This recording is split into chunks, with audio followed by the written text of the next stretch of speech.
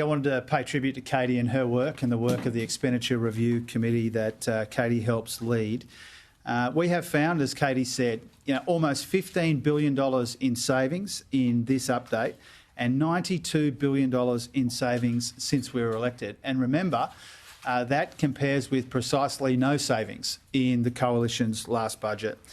So savings and spending restraint have been hallmarks of our responsible economic management. 2 surpluses in the first 2 years and smaller deficits than we inherited from our predecessors are a demonstration of those savings and that spending restraint, and that's why it's a hallmark of our responsible economic management. Without that combination of savings and tax reform and spending restraint, we wouldn't have got anywhere near the very positive turnaround that you'll see in the mid-year budget update tomorrow. In a cumulative sense, the budget is in much better nick than what we inherited from our predecessors. And I remind you just of the first 3 years that we've been in office. In our first year, we turned a $78 billion deficit into a $22 billion surplus. In our second year, we turned a $56 billion deficit into a $16 billion surplus. And in our third year, we've taken a $47 billion deficit from the Coalition and turned that into a much smaller $28 billion deficit in the budget this year, and we'll update that number tomorrow. And as Kateley rightly identified a moment ago, there's the near-term pressure that we've taken off the budget, but we've also worked at the same time on some of the bigger structural issues. And we've talked many times, Katie and I and all of you here, about the 5 big structural pressures on the budget. Katie mentioned 2 of them, NDIS and aged care. But we've also made very, very substantial progress getting the debt down, and that means we're paying much less interest on that debt. Tens of billions of dollars of interest repayments saved because of our responsible economic management.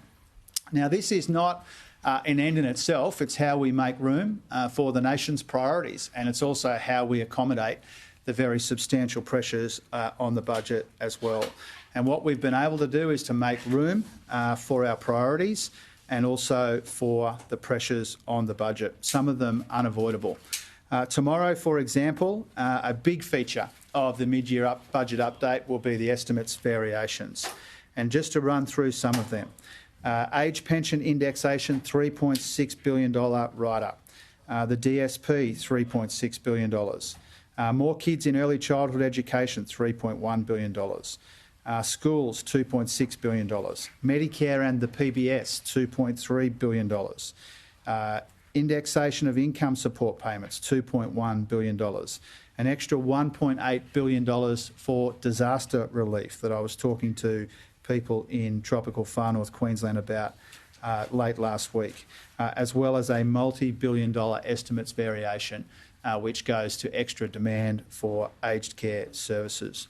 So these are pressures, they're also priorities, and we've made room for them, and you'll see that in tomorrow's mid-year budget update.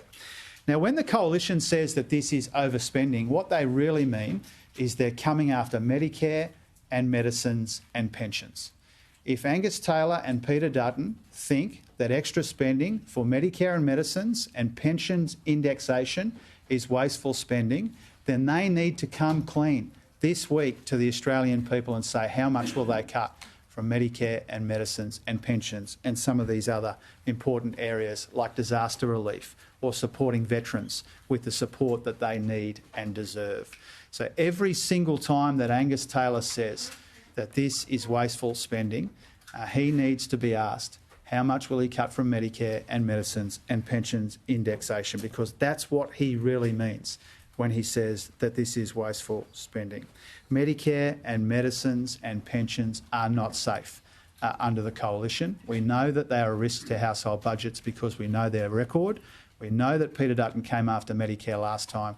We know that they come after wages every time. And we know that they will push up electricity bills with this economic insanity, which is Peter Dutton's nuclear fantasy.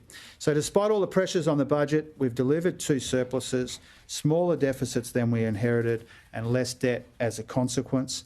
And more broadly, if you look at the progress that the country has made in the last 2.5 years, inflation down, wages up, 1 million jobs created, unemployment with a 3 in front of it, the gender pay gap the narrowest it's ever been with more work to do, a tax cut for every taxpayer, energy bill relief for every household, and still those 2 surpluses, still that ongoing responsible economic management, which is the defining feature of our government and will be the defining feature of the statement tomorrow.